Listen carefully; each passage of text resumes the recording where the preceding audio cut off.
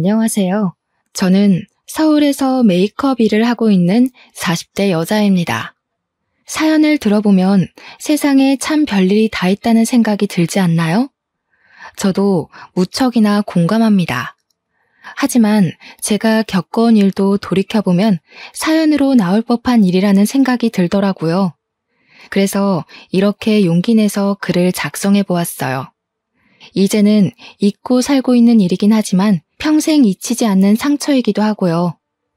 혹시 저와 비슷한 상황에 처하신 분이 계시다면 절대 좌절하지 말고 제 이야기를 통해 위로를 받아가시면 좋겠어요. 저는 정말 지금이 너무 좋고 행복하거든요. 제가 겪은 일은 평범하지도 행복하지도 않은 일이지만 지금의 저는 정말 제 일도 즐겁게 잘하고 있고 행복하답니다.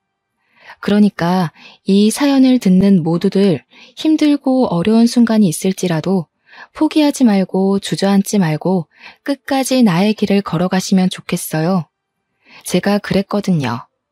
이제부터 제가 겪었던 경악스러운 이야기를 해볼게요. 사실은 내 주변 친구의 이야기, 내 가족의 이야기, 내 애인의 이야기가 될 수 있다고 생각해요. 모두들 공감하시면서 재미있게 들어주시면 감사하겠습니다. 제 어머니는 미용 일을 하셨습니다. 동네에서는 1등으로 손이 빠르시고 가격도 저렴해서 인기가 많은 미장원을 운영하셨습니다. 어머니의 손은 항상 퉁퉁 불어 있었습니다.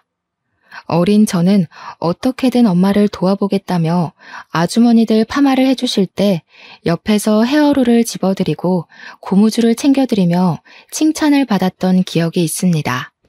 미장원에서 수건은 또 얼마나 많이 쓰이는지 아시나요? 제가 차마 그 많은 수건들을 빨지는 못했지만 빨래 건조대에 엄마랑 언니들이랑 같이 널며 이야기꽃을 피우던 따뜻한 기억이 있어요. 작은 미장원을 운영하셨던 엄마는 집안일을 하랴 미장원에서 일하시랴 몸이 100개라도 부족하게 바쁘셨어요. 엄마가 그저 좋았던 저는 엄마한테 찰싹 달라붙어서 거의 엄마 미용실에서 살다시피 했었네요. 하도 미장원이 놀이터라 생각하고 붙어있다 보니 동네 아주머니들과도 가까이 지내며 저는 어른들께도 싹싹하게 잘 대하고 엄마를 따라 손재주도 좋은 아이로 자랐습니다. 그리고 저희 아버지는 남대문에서 액세서리 도매 소매업을 하셨습니다. 그래서 이른 새벽부터 늦은 밤까지 고생을 하시며 바삐 일을 하셨죠. 게다가 저희 아버지는 남대문에서 소문난 손빠르고 발빠른 제대로 된 장사꾼이라며 소문이 자자했던 사람이었어요. 하지만 아버지께서는 저희 가족들과 다정하게 시간을 보내지 못한 점이 지금까지도 아쉽다며 한숨을 내쉬곤 하시지만 누구보다 성실하고 가족들을 생각하셨던 분이라는 것을 저희 가족은 알고 있었죠. 그리고 제 위로 2명의 언니들이 있는데 언니들은 저와 나이 차이가 꽤 났습니다. 첫째 언니와 둘째 언니는 연년생이어서 어려서는 그렇게 많이 싸웠다고 하는데 성인이 되고는 둘도 없는 좋은 친구처럼 잘 지내고 저는 그 틈에 낄 수도 없어서 괜히 질투도 많이 했었답니다. 이렇게 사이가 좋은 2 언니는 나중에는 일도 같이 했어요. 각자 사회생활을 하면서 갖은 고생을 하다가 결국 안 되겠다 싶었는지 회사를 금방 때려치우고 같이 창업을 시작했습니다. 결혼 사업이라고 하죠. 옛날에는 소위 중매라고 했는데 요즘에는 결혼 매칭 플랫폼이라고 하는 결혼해줘 같은 업체의 시초라고 할 수 있는 일을 시작하게 되었습니다. 아무래도 어머니께서 미장원을 하시다 보니 동네 아주머니들끼리 서로 중매를 서주시고 실제로 결혼이 성사되는 모습을 자연스럽게 보고 자라서 그랬는지 언니 둘은 그렇게 사업을 시작했습니다. 저는 어려서부터 손재주가 좋은 편이었습니다. 그래서 나름 공부는 성실히 했었지만 제 손재주가 아깝다는 생각이 들어서 대학교 전공은 메이크업으로 정해서 일찌감치 메이크업 일로 돈을 벌었습니다. 대학 생활을 하면서 메이크업 일을 동시에 하다 보니 또래 친구들보다 사회 경험이 빠른 편이었습니다. 저는 그렇게 다양한 사람들을 많이 만나며 보고 배우며 성장해 갔습니다. 여느 날과 같이 저는 메이크업 일을 하고 있었습니다. 그날따라 저는 메이크업 출장을 결혼식장으로 가게 되었는데요. 그곳에서 운명의 상대를 만나게 되었네요. 다른 남녀의 운명 같은 날에 저의 운명도 이렇게 단정 지어질 거라고는 꿈에도 상상을 못했지만 말이에요. 저는 신부의 메이크업을 도와드리고 있었습니다. 결혼식 당일 새벽, 저는 하나하나 신중하게 오늘 누구보다 아름다운 신부일 수 있게 섬세하고 꼼꼼히 메이크업을 해드리곤 하죠. 그런데 사실 신부가 메이크업하는 자리에는 웬만하면 친정어머니나 남편 정도만 자리를 함께하는 경우가 많아요. 친정 언니들이라든지 가까운 친구가 찾아오기도 하고 같이 이야기를 하며 긴장을 달래주려는 경우도 있긴 하지만 말이에요. 그날의 경우 친정 오빠라는 분이 찾아오셨어요. 동생을 유달리 특별하게 생각했던 것 같아요. 여동생이 웨딩 메이크업을 하기도 전에 찾아오는 경우는 저도 일을 하면서 처음 보는 경우라 신기하긴 했어요. 너무 예쁘네, 우리 동생. 어쩜 공주님 같아. 최고다. 내가 봤던 모든 신부 중에 제일 예쁜 것 같아. 그래서였을까요? 괜히 눈길이 더 갔습니다. 저렇게 다정한 오빠도 있구나. 신기했습니다. 그분도 저에게 관심이 있었던 것 같아요. 여동생보다 더 앳되어 보이는 여자애가 웨딩 메이크업 담당 아티스트라며 열심히 화장을 하는 모습이 흥미를 끌었다고 해요. 원래는 메이크업 받는 본인이나 신부들과 주로 대화를 하며 메이크업을 완성하게 되는데 당시 웨딩 메이크업을 했을 때에는 신부님 오빠분이랑 더 신나게 이야기를 했어요. 여동생이신가 봐요. 정말 예쁘셔서 화장을 진하게 하지 않아도 신부 화장이 참 예쁘게 되네요. 그렇죠? 제 동생이에요. 메이크업 해주신 분도 예쁘신걸요? 민낯이신 것 같은데 아주 빛이 나시네요. 그것이 오빠와 첫 만남이었습니다. 결혼식은 예쁘게 잘 올라가게 되었어요. 결혼식 전후로 계속 수정 화장을 도와줘야 해서 제가 신부 측에 계속 붙어서 도와드렸었죠.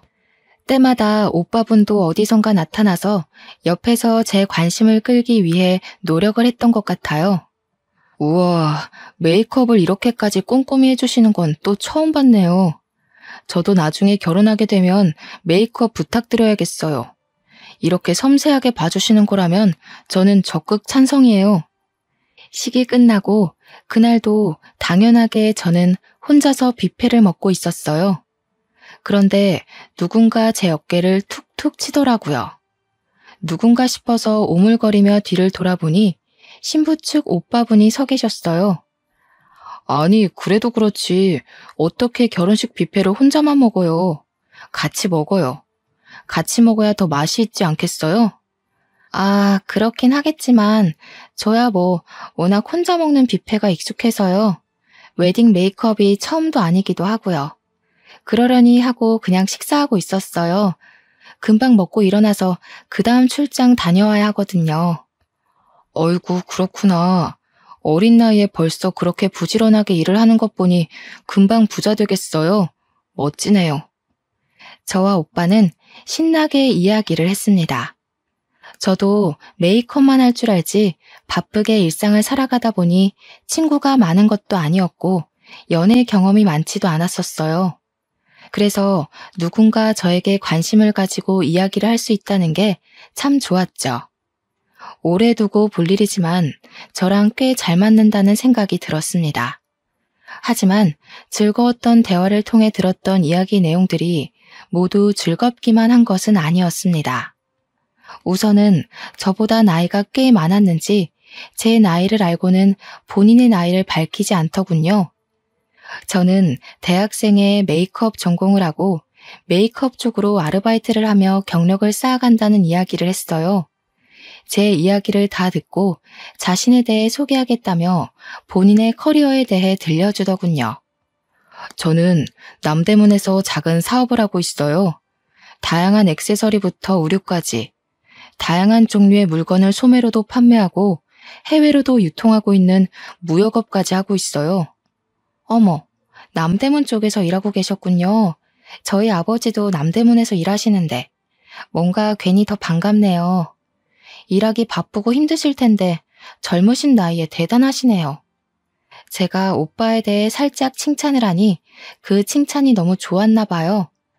저에게 사업 이야기를 계속 늘어놓으며 자랑을 하더라고요. 이야기는 꼬리에 꼬리를 물고 계속되었어요. 시간이 가는 줄 모르게 대화를 하다 보니 저는 그 다음 일을 하러 가야 하는 시간이 다가왔습니다. 나중에라도 밥이나 함께 하면 좋겠다며 연락처가 있는 명함을 주더라고요. 혼자 밥 먹지 말고 밥 먹을 때 나 불러줘요. 사실 나도 혼자 밥 잘 먹거든요. 근데 혼자 먹기 싫을 때 있기도 하잖아요. 저만 그런 거 아니죠? 연락 주세요. 오늘 대화 너무 즐거웠네요. 오래간만에 말이 제대로 통하는 사람을 만난 것 같아서 기분도 좋고 밥도 맛있네요. 같이 먹으니까 더. 일 조심히 가요. 꼭 연락 주기예요. 사실 저는 오빠의 나이가 꽤 있는 것 같아서 남녀 관계로는 크게 생각을 하지 않았어요. 그냥 우연하게 하루 즐겁게 대화하며 밥을 먹은 것으로 좋겠기 때문이에요. 하지만 오빠는 가는 길 끝까지 연락 달라며 적극적으로 대시하는 것이었어요. 마음이 설레면서도 괜히 걱정이 앞섰어요. 저는 아직 아르바이트로 전전하는 대학생 신분밖에 되지 않았기 때문이에요. 그렇게 오빠와는 다음 만남을 기약하며 자리를 뜨게 되었어요. 저는 연락처를 받고는 고민이 끝이 없었어요. 이렇게 만나보는 게 맞나?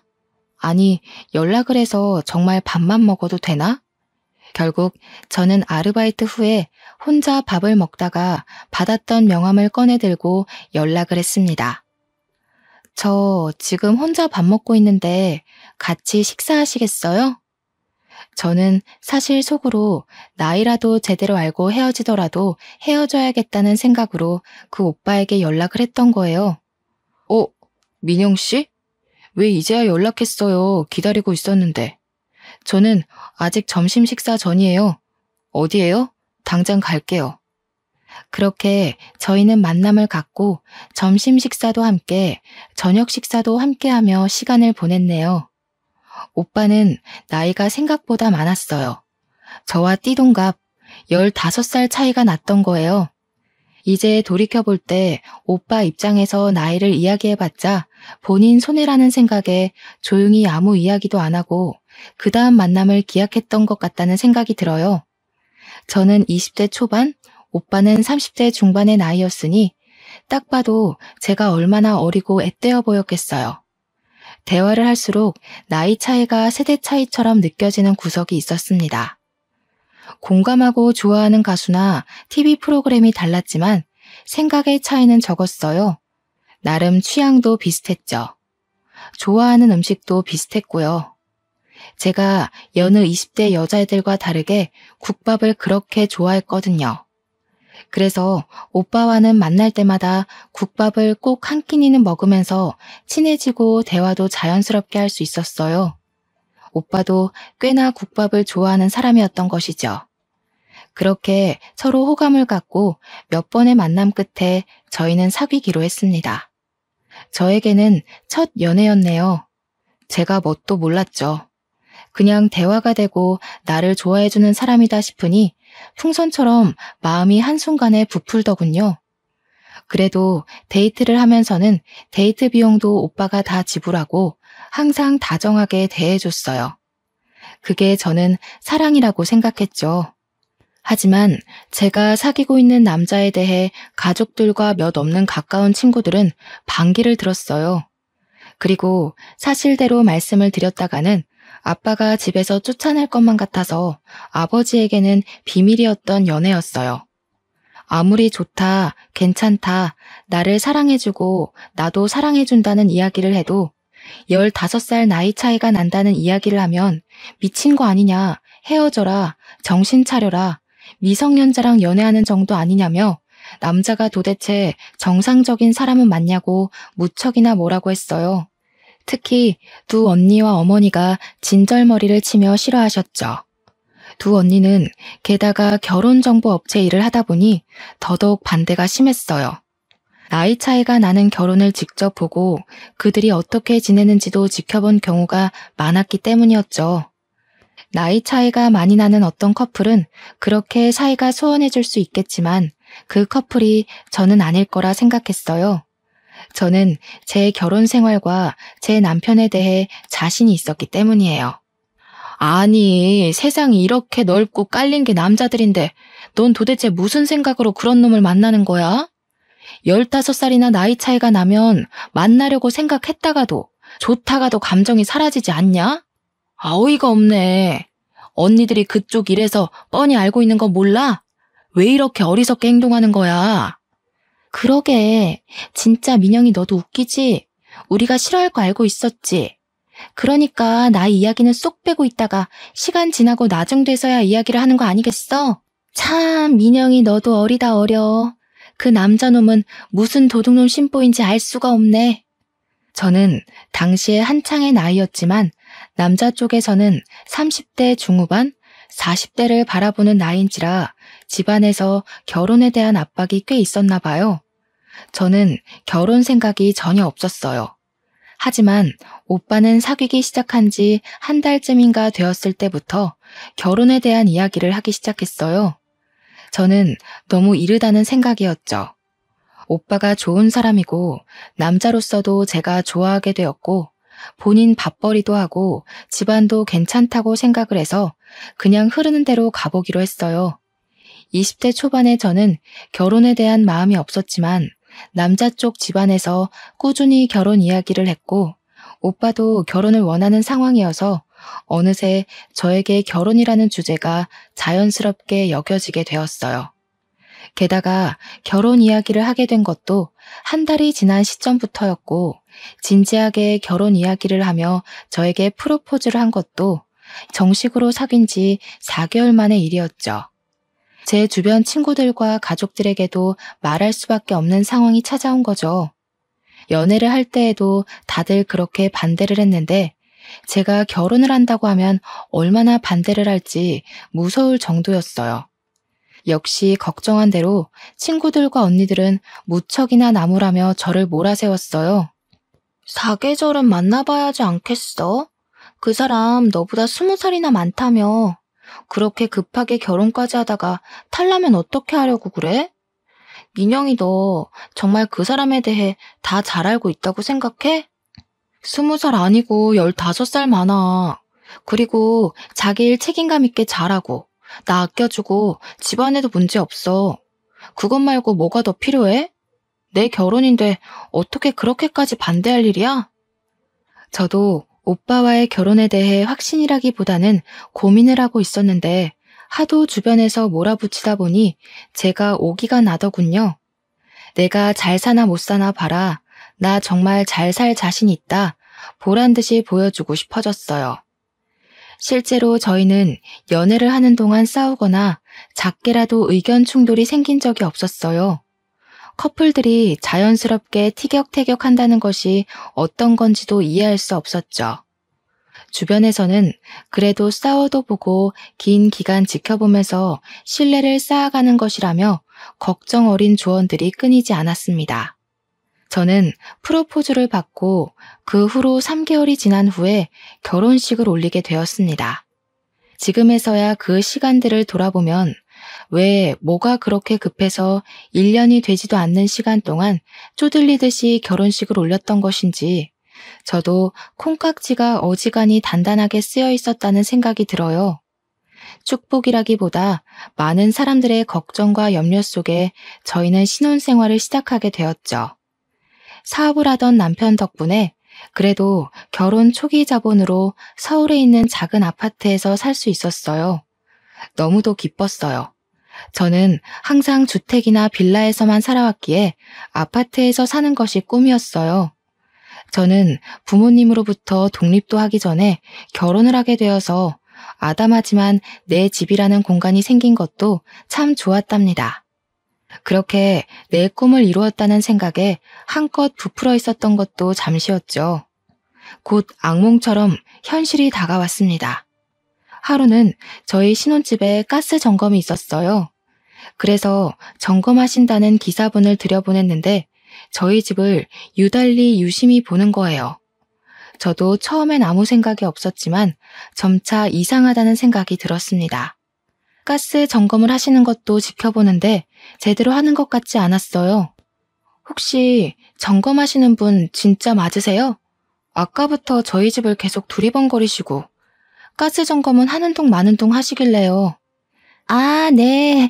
그럼요. 점검 나와서 점검하고 있잖아요. 빨리 끝낼게요. 본인이 점검을 한다고 하는데 덧붙일 말은 크게 없었습니다. 그래서 그냥 저는 집안일을 마저 했어요. 그런데 말이죠. 그 다음 그분의 행동이 더 이상했습니다. 저희 부부의 웨딩 촬영 사진이 거실에 크게 액자로 걸려 있는데 그 앞에서 사진을 뚫어져라 보는 것 아니겠어요? 괜히 찜찜하고 이상한 기분이 들었어요. 저기 지금 뭐 하시는 건가요? 사진을 왜 그렇게 기분 나쁘게 쳐다보세요? 아니, 기분이 나쁘시다뇨. 저는 그냥 웨딩 촬영이 예쁘게 된 것 같아서 부러워서 본 것뿐이에요. 참 별것도 아닌 걸로 과민하게 구시네. 뭐 불안하고 찔리는 거라도 있으신가 봐요?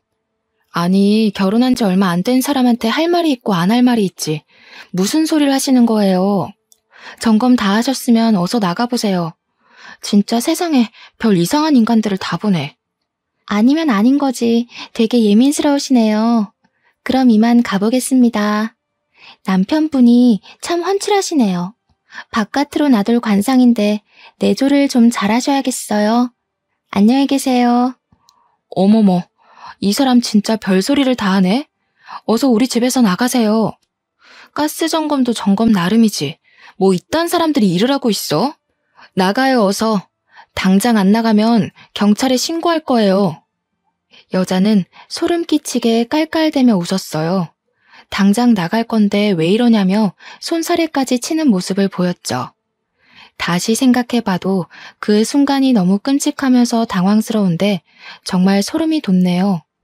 그렇게 저는 그 순간이 그 여자와의 마지막 만남이라고 생각을 했습니다. 하지만 그 이후에도 저와 꽤 자주 마주치게 되었습니다. 분리수거를 하러 밖으로 나갈 때 퇴근 후에 같은 버스를 타기도 했고요. 어느 날은 아예 저희 아파트 현관 앞에서 저를 기다리기도 했습니다.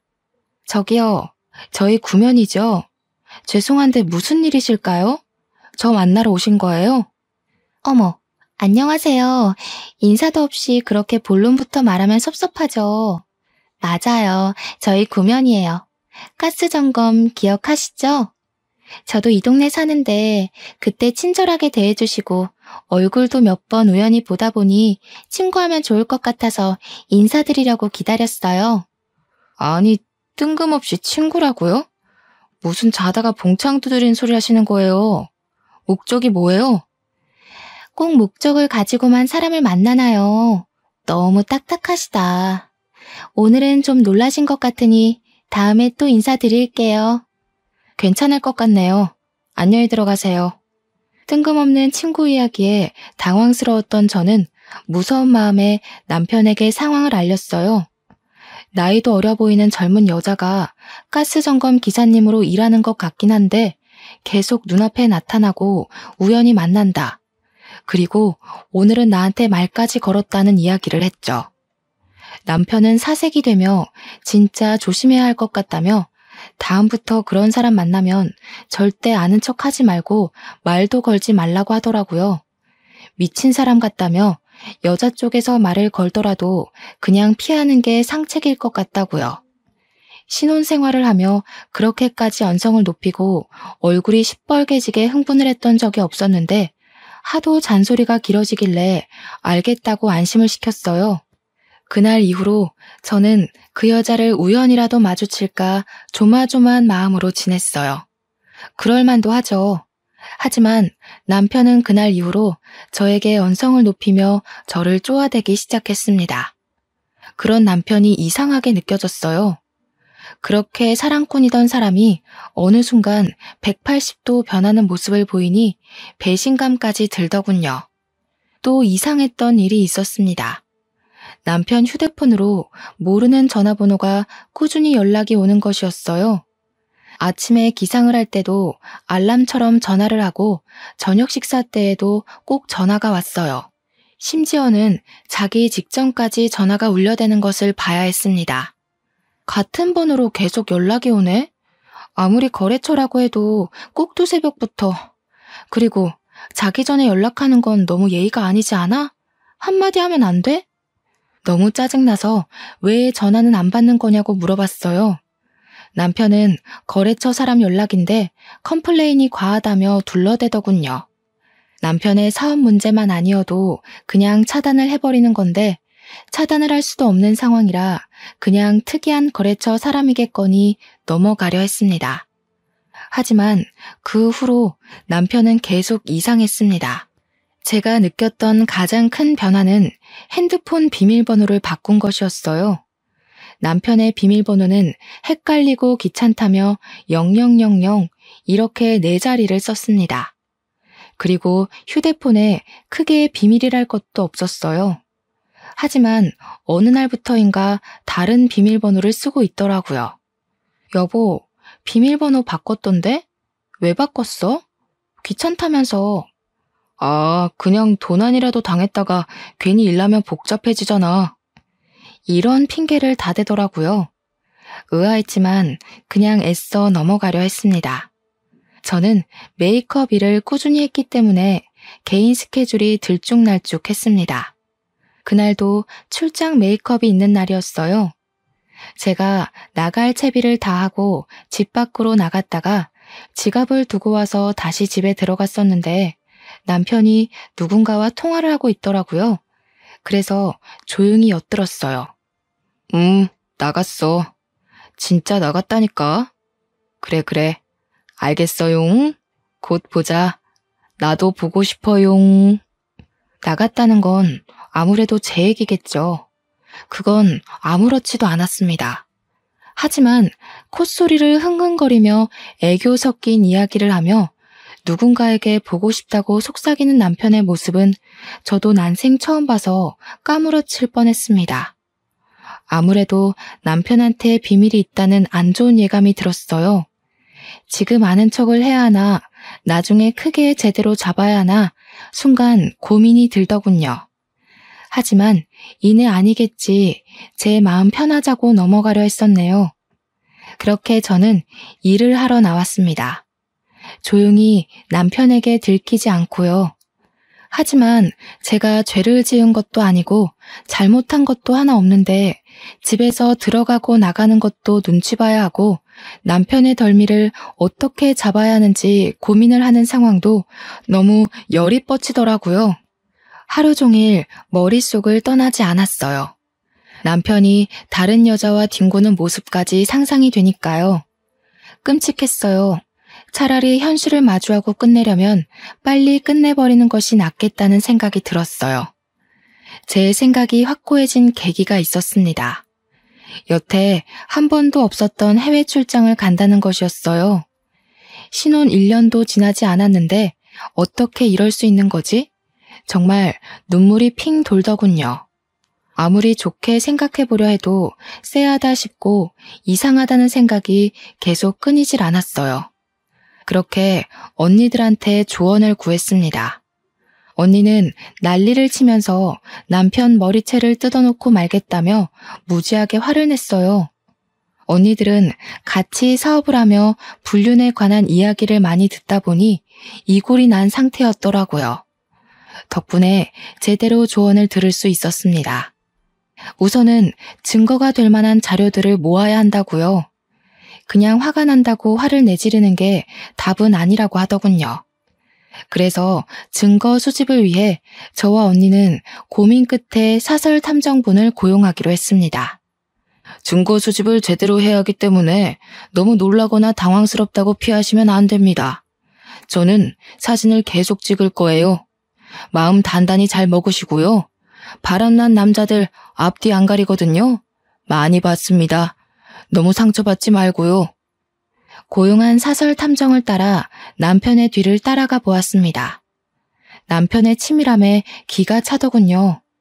우선 차량부터가 남편 소유의 차가 아니라 렌터카로 빌려 타더라고요. 이때부터 마음은 이미 울컥울컥했습니다. 렌터카를 대여해서 서울 외곽으로 빠지더군요. 입이 다물어지지 않았어요. 분명 저에게는 중요한 해외 출장이라고 했거든요. 그렇게 서울 외곽을 달려 도착한 곳은 한 허름한 호텔이었습니다.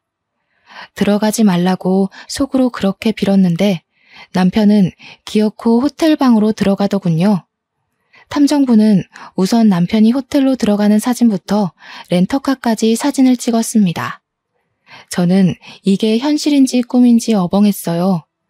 같이 동행한 언니가 정신 똑바로 차리라며 제 남편 욕을 쏟아붓고 제 손을 잡고 호텔 방으로 향했습니다. 사실 상상만으로도 끔찍한 일인데 직접 제 눈으로 보면 정말 쓰러질 것만 같았어요. 그래서 한참을 망설이고 문 앞에서 기다리다 제가 선택한 남자의 실체를 제대로 마주하고 깔끔하게 끝내자는 다짐을 하며 방문을 두드렸죠. 누구세요? 남편은 꼴보기 싫은 차림에다가 황당한 얼굴로 저를 쳐다보았습니다. 그리고 남편의 내연녀라는 인간을 봤어요. 낯설지 않은 얼굴, 기억 저편에 있던 사람이었습니다. 아니, 여보, 저 여자 나한테 무시하라고 했던 여자잖아. 그게 아니라 할 말이 없다. 미안해. 내연녀는 저희 집에 가스 점검이라며 들어와서 구경을 하고 웨딩 사진을 그렇게 유심히 보던 여자. 길에서 버스에서 우연이라기에 너무 자주 마주쳤던 여자. 나와 친구를 하고 싶다며 먼저 이야기를 걸었던 그 여자였습니다. 기가 차고 어이가 없더라고요. 다리에 힘이 풀려 주저앉았습니다. 처음엔 믿기지도 않고 하도 어이가 없어서 눈물이 나오지도 않았어요. 그냥 현실이 아니라고 부정을 했었죠. 옆에서 제 언니는 내연녀의 머리를 쥐어뜯기 시작했습니다. 그리고 사설 탐정은 계속 셔터를 누르며 사진을 찍었습니다. 남편과 내연녀는 뒤엉킨 채 서로만 감싸 안았습니다. 부끄러운 줄 알았다면 제 눈앞에서 도망쳐야 하는 게 맞지 않나요? 게다가 되려 저희한테 소리를 고래고래 지르며 뭐 하는 거냐고 욕을 하더라고요. 적어도 남편이라는 사람은 저에게 미안하다는 이야기를 할 줄 알았어요. 하지만 바람을 피우면 원래 이렇게 간이 커지고 이기적이게 되는 걸까요? 아니면 이기적이고 못된 사람들이 바람이 나는 걸까요? 어떻게 저한테 미안하다, 잘못했다 한마디가 없었을까요? 정말 무릎을 꿇고 싹싹 빌어도 용서를 해주지 않을 판에 다시 생각해도 괘씸해 죽겠네요. 알고 보니 제 남편 여성 편력이 아주 대단하고 화려했던 과거를 가지고 있던 사람이었더라고요. 30대 중반의 남자가 저만 만나진 않았겠죠. 저도 그 사실이야 알고 있긴 했는데 이 정도일 줄은 몰랐어요. 노래방 도우미 여자부터 대학생, 거래처 사람 등등 도대체 세려야 셀 수 없을 정도로 많은 여자들을 만나왔더라고요. 이 사실을 시댁에서 알고 어떻게든 그 바람길을 잠재워야겠다며 만나는 여자들 중에서 가장 성실하고 괜찮다고 생각한 저를 꼬셔서 결혼시켰던 것이었어요. 하지만 시댁의 바람은 그저 바람이었던 것이었죠. 남편의 바람기는 잠재워지지 않았고 자기 성격 못 이기고 이리저리 여자들 만나며 그렇게 휘두르며 살았던 거예요. 이 모든 일이 신혼 1년이 안 되어서 일어난 일이라니 저도 말씀드리면서도 믿기지가 않네요. 그리고 내연녀와는 무슨 관계이고 언제 어떻게 만났으며 왜 결혼을 했음에도 더러운 관계를 유지했느냐고 물었어요. 남편의 대답이 더 기가 찼죠. 둘이 처음으로 만난 것은 제가 메이크업을 해줬던 동생 결혼식장, 저와도 처음 만난 곳에서 내연녀와도 처음 만났던 것이죠. 기가 막히는 상황에 어이가 없어서 이 얘기를 들어야 하나 말아야 하나 고민이 되었지만 얘기나 들어보자는 마음으로 이악 물고 얘기를 들었습니다. 남편이 설명하는 내연녀의 실체는 여동생의 결혼식장에서 만났던 여동생의 친구분이었다는 거예요. 저와 그렇게 연애를 시작하고 만나는 동안에도 여동생 친구라는 사람을 동시에 만나왔던 것이더라고요. 이걸 눈치도 채지 못했던 제가 어찌나 바보같이 느껴지던지요. 뭐라고? 그러면 신우는 이 상황을 알고 있어? 자기 친구랑 오빠랑 바람났다는 것을? 알고 있긴 해. 근데 참 상황이 어려웠지. 이렇게 말끝을 흐리는데 진짜 엎어치기를 하고 싶더라고요. 똑바로 설명 좀 해보라고 해서 들어보니 신우는 저보다 자기 친구와 사귀고 결혼까지 하는 것을 더 원했더라고요. 참나, 이런 사실도 제대로 모르고 있었는데 제가 시댁 식구들한테 잘하는 모습을 보고는 얼마나 기가 차고 웃겼을까요? 제대로 비웃음거리가 된 기분이었어요. 알고 보니 시댁 식구들은 제 남편이 저와 동생 친구, 이렇게 두 명과 양다리를 걸치고 있었다는 것을 이미 알고 있었던 거예요. 게다가 우리를 만나면서도 중간중간 다른 사람들을 만나는 것도 있었고요. 그런 건 당연스럽게도 눈을 감아줬던 거죠. 머리가 깨지는 기분이었어요. 도대체 이런 상황이 말이나 되는 건가 싶어서요. 그래도 결혼식까지 올리고 도장까지 찍었으면 관계 정리를 해야 하는 거 아니야? 제정신이야? 미친 거야? 나한테는 두 명 다 사랑인데 어느 쪽을 택하고 어느 쪽을 포기하겠어. 그래서 난 두 명 모두를 택한 거야. 이런 정신 나간 이야기를 하더라고요. 둘 다 사랑해서 둘 다 택했다. 그래서 본인은 당당하고 자랑스럽다는 이야기라도 할 수 있는 걸까요? 무슨 말도 안 되는 소리 좀 하지 마. 길거리 나가서 지나가는 개한테 물어봐도 이런 식으로 대답하지는 않아. 저도 제 할 말은 해야 했습니다. 저도 제 인생 걸고 20대 초반의 나이에 나이 차이 많이 나는 남자와 결혼을 한 거잖아요. 제 삶이 아깝고 제 시간이 안타깝고 제 창창한 20대 인생을 날려먹었다는 생각에 분이 차올랐습니다. 어머, 저한테도 말 좀 걸어주세요. 저랑 초면 아니잖아요. 저번에도 인사했을 때 되게 까칠했는데 그 성격 여전하시네요. 그러니까 남편이 도망 나와서 이렇게 저랑 놀죠. 신혼이라면서 남편 관리가 이렇게 안 돼서 쓰나? 바람이 당당하고 책임 전가를 저에게 하더라고요. 그 더러운 연놈들 때문에 흘리는 눈물이 아깝고 치가 떨렸어요. 그래서 저는 제가 해야 할 일을 하기로 마음먹었습니다. 나쁜 놈에게는 나쁜 놈에게 맞는 대우를 해야겠다는 생각뿐이었어요. 분이 가시지를 않았죠. 그래서 저는 남편 놈이 행했던 만행들을 손편지로 하나하나 다 적었습니다.